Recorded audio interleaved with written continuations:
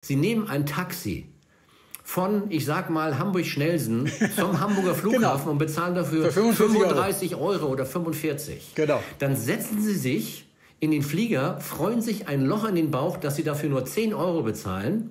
Und das ist aus der Balance. Leute, hört auf mit diesem Blödsinn. Plane Talk wird Ihnen präsentiert von ProFlight, dem exklusiven Anbieter für Erlebnisflüge auf den Original-Cockpit-Trainingssimulatoren der Verkehrspiloten. Jetzt online buchen oder verschenken und Träume erfüllen. www.proflight.com. Plane Talk, der Pilot's Eye Podcast. Menschen, die Aviation leben und lieben. Caution, terrain. Wir kennen alle den Moment, wenn wir an der Tankstelle sind und unsere Treibstoffrechnung sehen und da steht vielleicht 100 Euro drauf. Da ist die Laune nicht besonders groß. Jetzt stellen Sie sich mal vor, auf Ihrer Rechnung würde 5 Milliarden US-Dollar draufstehen. So groß ist nämlich seine Tankrechnung. Er ist der Mann bei der Lufthansa, der die größte Tankrechnung wahrscheinlich der Welt unterschrieben hat, nämlich 5 Milliarden Euro. Das war er früher, als er für die Lufthansa die Treibstoffe eingekauft hat. Dann hat er die Seiten gewechselt und heute stellt er biologische Kraftstoffe her. Er ist der Mann, der auf den Begriff Executive Vice President Renewable Aviation bei der Firma Neste hört. Und er ist heute zu uns zugeschaltet. Guten Tag, Herr Lange. Wo erreichen wir Sie? Sind Sie jetzt in Deutschland? Sind Sie jetzt in Holland? Sind Sie jetzt in Finnland, wo Neste zu Hause ist? Ich bin in Holland. Das ist jetzt sozusagen mein neues Zuhause. Und bei Zuhause sind wir auch gleich beim Stichwort. Ich bin wirklich zu Hause, nicht im Büro. Ich bin in der Tat in Holland. Die zweite Heimat, wenn Sie so wollen, von Neste. Wir haben beschlossen, hier in Holland ein Büro zu eröffnen, weil hier einfach die Rahmenbedingungen für Unternehmen, die in Sachen Sustainability unterwegs sind, hervorragend sind. Und für Sie natürlich auch, weil Sie ja dort, und das ist schon ein Vorgriff, eine Raffinerie bauen. Absolut. Wir bauen nicht eine Raffinerie, sondern wir sind dabei,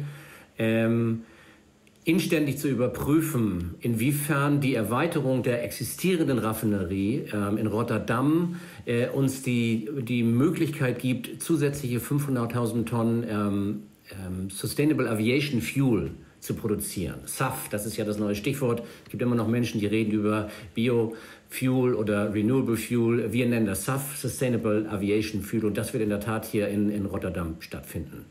Und ich glaube, es ist eine Schwierigkeit der Begrifflichkeit.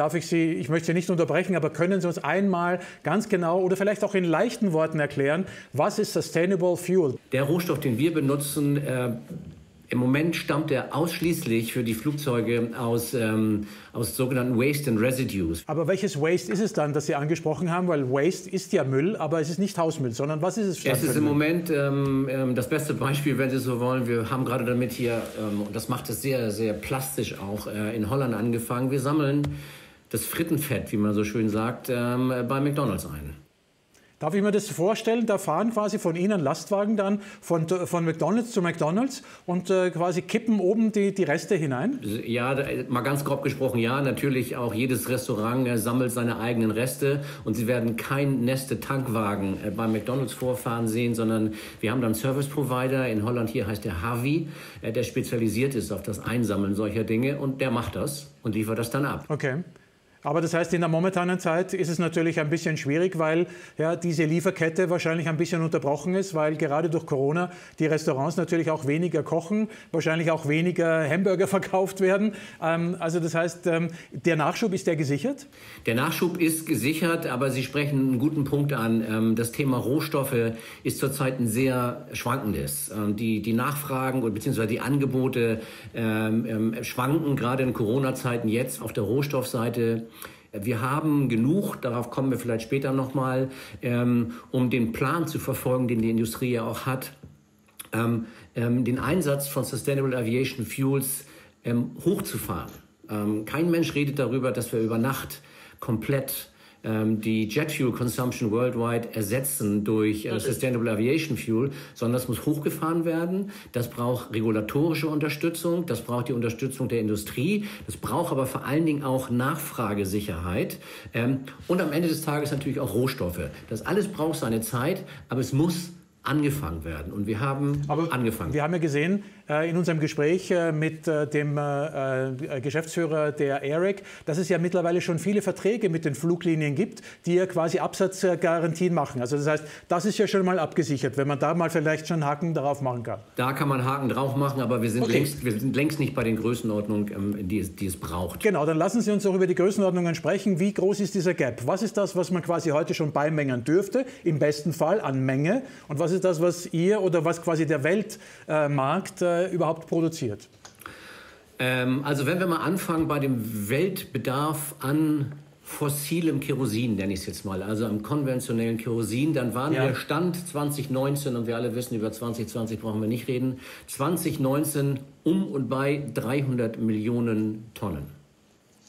Wir als Neste haben in 2019 und wir konnten auch in 2020 produzieren 100.000 Tonnen. Und Sie sehen schon in der Relation, das ist praktisch nichts im Vergleich zu dem, was wir brauchen. Wir wissen, die IATA hat sich selbst ein Ziel gesetzt, in 2025 eine Beimischungsquote von 2% zu erreichen. Oder in anderen Worten, wenn wir das mal auf Basis des jetzigen Volumens nehmen, von 6 Millionen Tonnen. Und das heißt, dieser Markt muss weiterentwickelt werden. Und wir tun das auch. Wir sind dabei, unsere Raffinerie in Singapur zu erweitern, die Anfang 2023 1 Million Tonnen zur Verfügung stellen wird. Und ich hoffe ehrlich darauf, dass, was man vielleicht als Verkäufer ja gar nicht so sagen sollte, auch dass der Wettbewerb an Bord kommt, dass mehr Leute sich trauen zu investieren, damit wir diesen Markt breiter machen, damit mehr Schwung auch in die Forschung kommt, in alternative Rohstoffe, und dass wir von da an langsam diesen Markt aufbauen. Sie sagen, dass sich mehr trauen zu investieren. Was meinen Sie damit? Meinen Sie quasi die herkömmlichen erdölverarbeitenden Betriebe, dass die sagen, okay, wir setzen jetzt auch auf dieses Thema? Oder meinen Sie Investoren von einem freien Markt, die sagen, okay, wir stellen jetzt mal einfach so eine Raffinerie auf die grüne Wiese? Was meinen Sie mit mehr Mut der Investoren? Ganz, ganz hervorragende Frage, Herr Eigner, wenn ich das mal so sagen darf. Man muss ja auch den Interviewpartner mal loben. Es ist durchaus beides denkbar. Sie sehen das gerade, wenn Sie die Presse mal verfolgen, wie die herkömmlichen Raffinerien und Raffineure feststellen, dass das Thema konventionelle Treibstoffe und Rohöl auf dem absteigenden Ast ist, um es mal ganz platt auszudrücken, und die jetzt diese großen Raffinerien da stehen haben und durchaus über das Thema Conversion nachdenken. Also da dann versuchen, auch alternative Kraftstoffe zu produzieren. Das ist die eine Variante. Die andere Variante ist aber durchaus auch, Investoren zu ermutigen, die vielleicht gar nichts mit Raffinerien zu tun haben, aber eben Entrepreneure oder andere Companies davon zu überzeugen, so etwas zu bauen und loszulegen. Plane Talk, der Pilots Eye Podcast. Heute mit dem Mann, der Essensreste und Speisefette aus der ganzen Welt einsammelt, um daraus Biokraftstoff zu machen, der Flugzeuge antreibt. Thorsten Lange. Was kostet denn eine Tonne eben aus Ihrem Hause verglichen zu einer Tonne ganz normalen Jet 1 oder Jet Fuel 1, wie normalerweise fossil gewonnen momentan in die Flugzeuge eingefüllt wird? Der Abstand ist momentan relativ groß zwischen fossilen Brennstoffen, also zwischen Jet A1, wie Sie es ja richtig gesagt haben, und SAF. Der Grund dafür ist, dass der Basispreis, über den wir hier reden, enorm gesunken ist. Wenn Sie sehen, dass der fossile Treibstoff momentan heute um die 300 bis 320 Dollar kostet und Anfang des Jahres 650 Dollar gekostet hat, dann sehen Sie schon, wie enorm alleine dort die Schwankungen sind. Wenn wir über das Thema SAF-Kosten, dann reden wir über ein Vielfaches von dem, was wir hier haben. Es ist für mich ein bisschen schwierig zu sagen, ist es 5 oder 7 Mal. Ich würde dann in diesem Fall hier auch etwas festlegen, was man so eigentlich nicht festlegen darf. Wir sind Anfang des Jahres mal rausgegangen und haben gesagt, wir reden eigentlich immer so über einen Faktor 4. Das war so die Größenordnung 3 bis 4. Das ist auch das, was die Industrie erwartet. Wenn Sie natürlich sich heutige Preise angucken, dann ist dieser Faktor nicht mehr haltbar. Das kann aber schon wieder Geschichte sein, wenn wir in 2 Monaten darüber reden. Also das heißt konkret momentan 300 Einkauf, normal fossil, und ungefähr 1500 bis 2000, wenn man quasi einen eben synthetisch oder jetzt biologisch hergestellten Treibstoff nimmt. Ja, Sie müssen sogar darüber hinausgehen, aber wie gesagt, einen Preis hier zu nennen, wäre nicht richtig, auch nicht statthaft, sag ich mal. Ist auch technisch im Moment nicht im Bereich des Möglichen, mal vorausgesetzt, wir hätten die Volumina, denn die Zulassung für diesen Treibstoff, über den wir reden, ist begrenzt auf 50% Beimischung.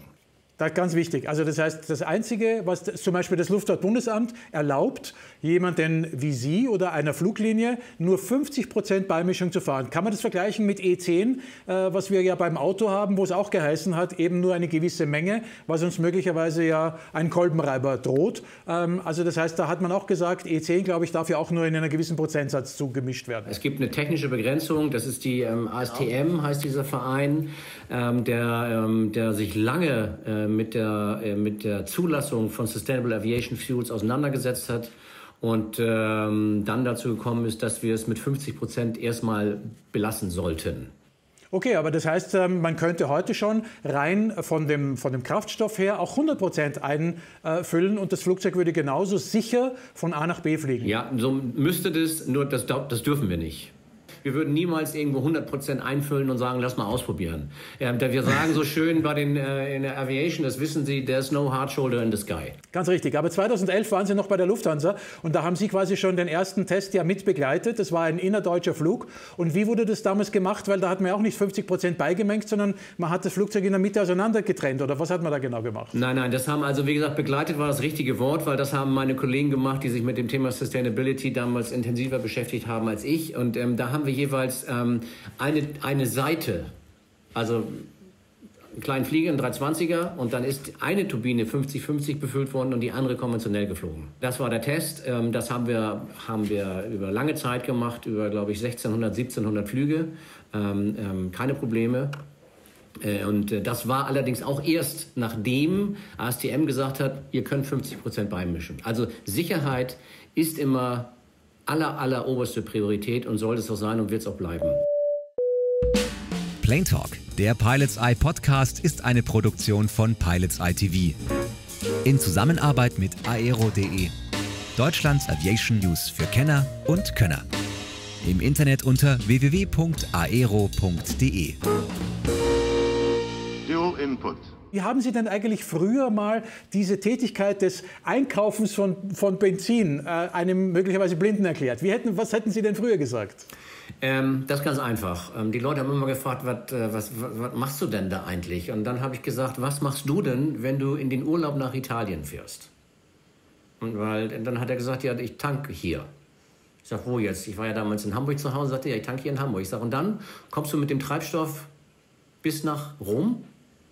Und dann gehen eigentlich schon mal die ersten Lampen an und sagen, nee, ich muss zwischendurch auch noch mal irgendwo tanken. So, das macht das Flugzeug nicht, sondern der tankt nicht zwischendurch, sondern der tankt natürlich dann, wenn er in Rom ankommt. Das heißt aber, für mich langt es nicht, nur in Hamburg einen Vertrag zu haben. Ich muss auch einen Vertrag in Rom haben und sicherstellen, damals in dem Fall, dass die Lufthansa zeitgerecht in Rom betankt worden ist. Und dann kommt die nächste Komponente, und es ist immer gut, das privat zu vergleichen.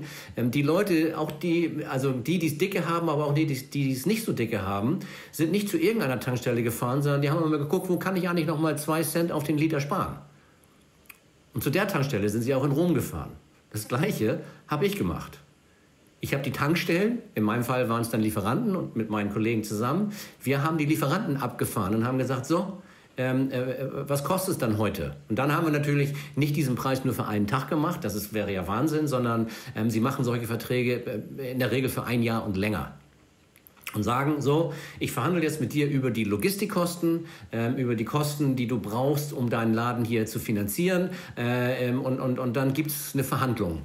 Und die gibt es an allen Flughäfen der Welt, und das war eigentlich unsere Tätigkeit. Natürlich auch darauf zu achten, dass es qualitativ stimmt. Das haben unsere Kollegen auch von den, die Qualitätsüberprüfung machen, dann in der Regel gemacht. Aber auch sehen, dass die Supply-Kette stimmt, und auch ein Auge darauf zu haben, wie so Supply eigentlich aussieht. Das heißt, auch selber die Hände in der Supply Chain zu haben, um zu verstehen, was darf sowas eigentlich kosten? Das war so im Groben die Aufgabe. Und wie gesagt, das ist ganz einfach erklärt. Setzen Sie sich ins Auto, dann machen Sie nichts anderes als wie beim Fliegen, nur in deutlich größerem Maßstab. Wie kommt jemand dazu, der quasi eigentlich einen ganz guten Job hat und in einem Bereich ist, der ja quasi auch noch, solange es Fluglinien gibt, wird es natürlich Treibstoffeinkauf geben. Was hat Sie selbst angetrieben dazu? Gab es irgendein ein Schlüsselerlebnis? Oder ja, von welchem Gefühl haben Sie sich leiten lassen? Wenn Sie so Mitte 50 sind, dann gibt es gerade in Deutschland, da gibt es 2 Modelle. Das erste Modell ist, Sie lassen das jetzt mal so langsam austrudeln, ich sage es mal ganz platt, und gucken mal, was danach kommt.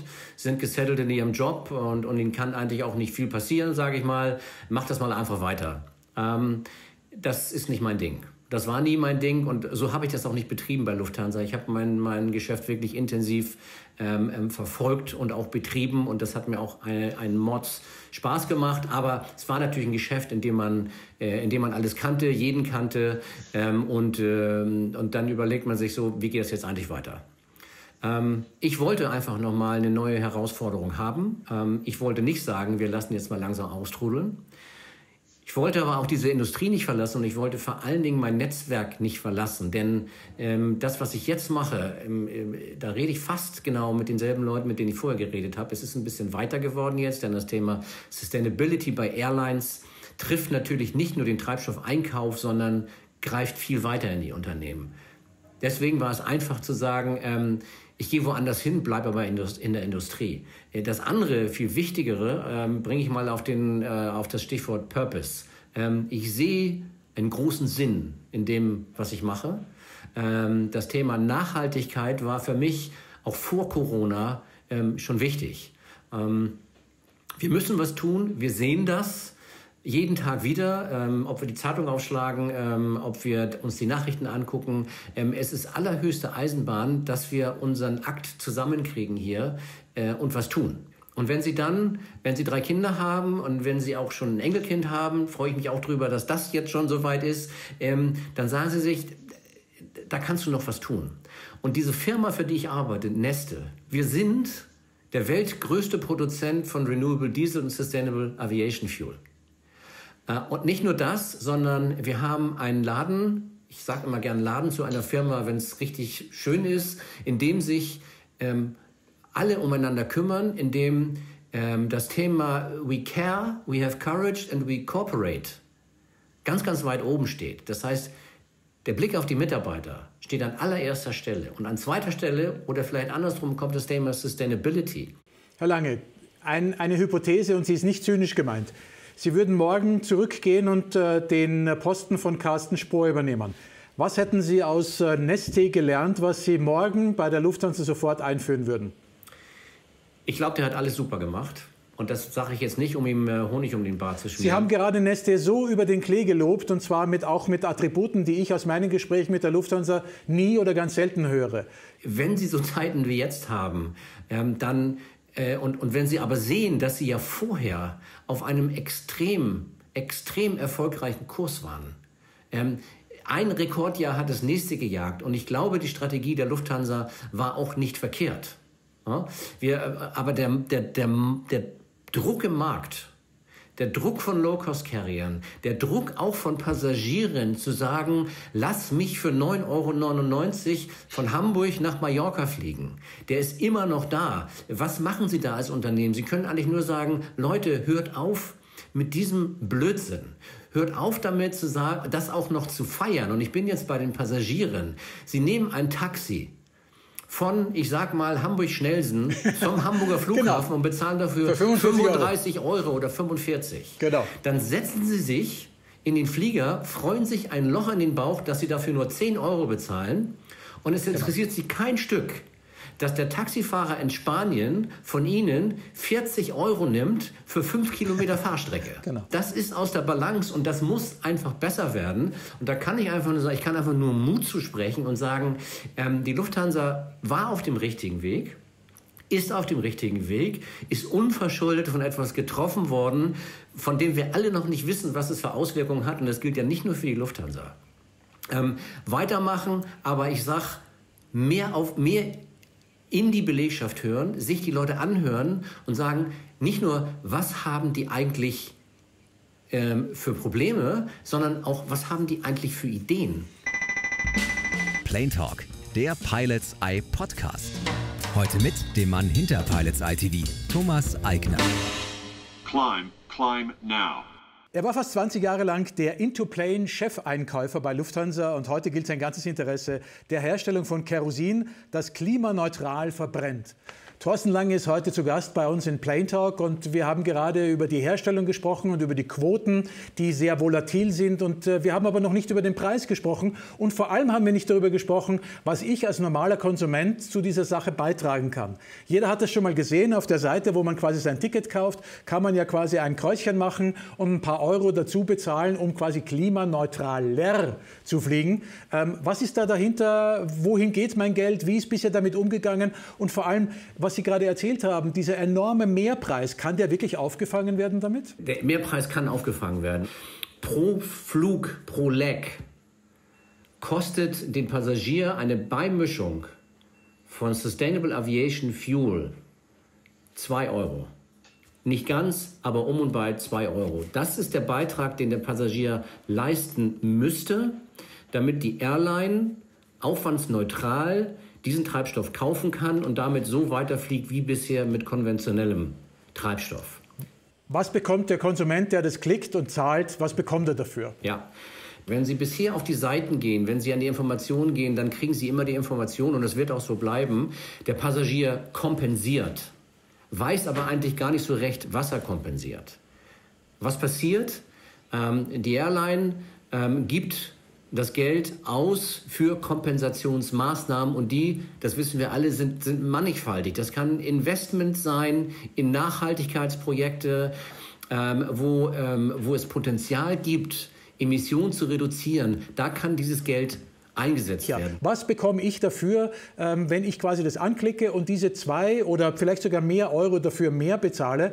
Habe ich nur die Chance, eigentlich jetzt mit einem guten Gewissen einzusteigen? Oder bekomme ich etwas, wo ich sage, ja, wenn ich jetzt aus dem Fenster rausschaue und dort sehe ich jetzt Wälder, dann weiß ich, dass vielleicht ein Baum von mir jetzt da quasi mitgepflanzt wurde. Also wie kann ich mir eine Motivation holen jetzt mit unserem Gespräch mit Ihnen? Ja, also genau so. Es gibt Leute, die sind damit glücklich, und das macht auch viel Sinn zu sagen, ich investiere in Aufforstung. Und die freuen sich vielleicht darüber, wenn sie in den Flieger einsteigen und wissen, das Geld geht in Aufforstung. Vielleicht, wenn sie in Frankfurt abheben und sehen irgendwo eine neue Aufforstung, alles gut.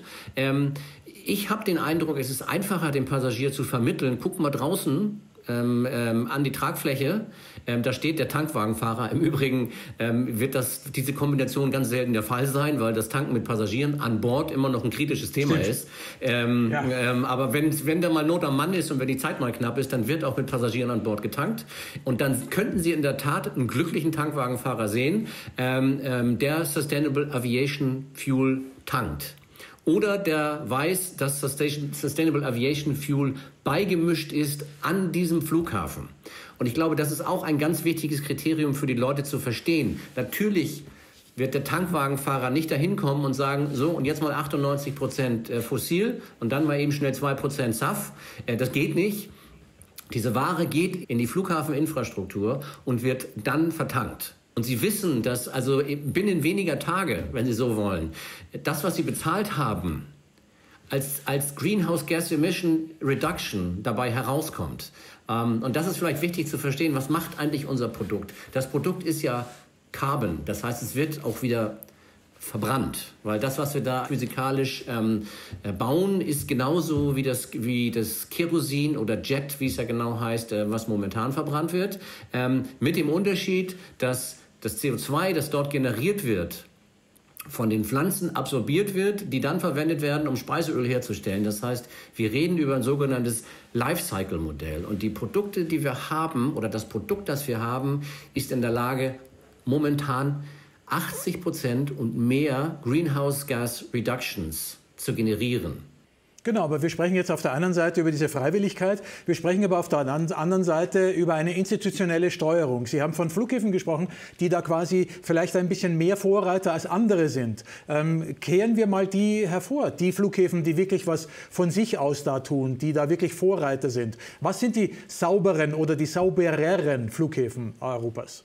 Das wäre ein bisschen pauschal gesagt, aber ich muss einfach einen Flughafen hier jetzt mal rausheben und das ist Oslo, Gardermoen, die schon vor, glaube ich, 4 oder 5 Jahren mal eine Initiative gefahren haben, in der sie gesagt haben, wir möchten das Projekt Sustainable Aviation Fuels unterstützen. Und praktisch Geld in einen Topf geschmissen haben. Das Gleiche sehen Sie momentan übrigens auch in Schweden mit Swedavia, die das Gleiche machen, die einen Betrag zur Verfügung gestellt haben, an dem sich Airlines dann bedienen können, wenn sie Sustainable Aviation Fuel nutzen. Der Flughafen Amsterdam ist einer, der sehr stark das Thema Sustainable Aviation Fuel unterstützt. Wir müssen aber auch verstehen, dass es am Ende nicht der Flughafen ist, der das macht und der es machen kann, sondern es sind die Airlines und es sind die Lieferanten und es sind zu einem gewissen Maße sicherlich auch die Gesetzgeber. Geben Sie mir kurz einen Ausblick in die Zukunft. Sind wir jetzt bei diesen Speisefetten und bei den Residues, die Sie gerade angesprochen haben, schon am Ende unserer Quellen oder wo wird in Zukunft möglicherweise im großen Stile, also das heißt dann nicht mehr bei diesen paar Millionen Tonnen Speisefetten, von denen Sie gesprochen haben, sondern etwas, was wirklich nachwächst, wie zum Beispiel eben diese Algen, die auch im Salzwasser wachsen. Also sind wir momentan schon am Ende dieser Wertstoff quasi Kette oder wird es da noch eines Tages was ganz anderes als Quelle für SAF, für diese Art von Sprit geben? Dieses Waste and Residues Reservoir, was wir jetzt nutzen, diese 35 Millionen Tonnen, ist klein im Vergleich zu dem, was wir erschließen können. Und da reden wir, Sie haben eben ein Thema angesprochen, Algen, zum Beispiel über etwas, das viel Potenzial hat, das aber einfach noch nicht so weit ist. Wir reden aber jetzt zeitnah, und da reden wir über Zeiträume, ich sage jetzt mal 2, 3, 4, 5 Jahre, in dem das Thema Lignocellulosics, also Holz. Was ist das? Lignocellulosics, Holzrückstände aus der Forstwirtschaft. Das, was da liegen bleibt, das, was als Abfall normalerweise da ist, auch daraus, das ist alles Carbon. Sie können aus solchen Sachen Treibstoffe machen. Aus Ernterückständen, also auf dem, was auf dem Feld zurückbleibt, aus den Halmen, sage ich mal, die sie nicht zum Essen verwenden und die einfach Abfall sind. Das ist alles Biomaterial, aus dem sie Treibstoffe machen können. Das heißt Lignocellulosics. Dann kommt das nächste große Feld. Wir nennen das Municipal Waste, MSW. Das werden Sie in Zukunft überall lesen. Also aus unserem Hausmüll, aber wie gesagt, zeitversetzt. Wir müssen anfangen, erst einmal das zu vermarkten, was wir mit viel Aufwand jetzt entwickelt haben, um dann auch das Geld zu haben, um in Zukunftstechnologien zu investieren, die auch funktionieren.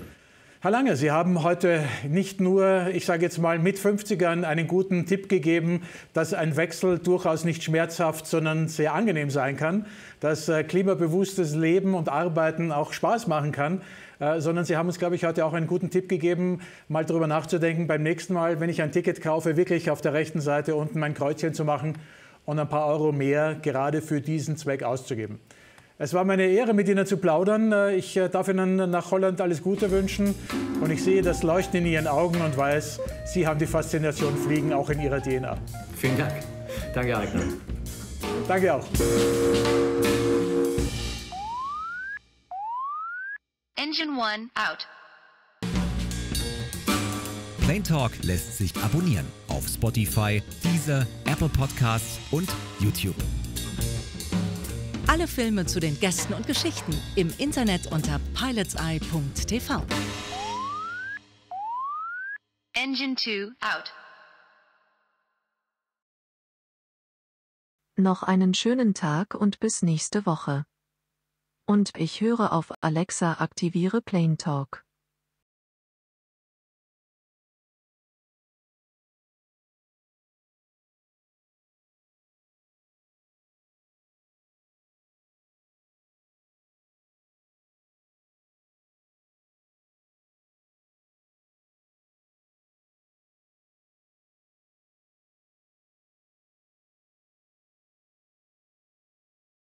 Checklist completed.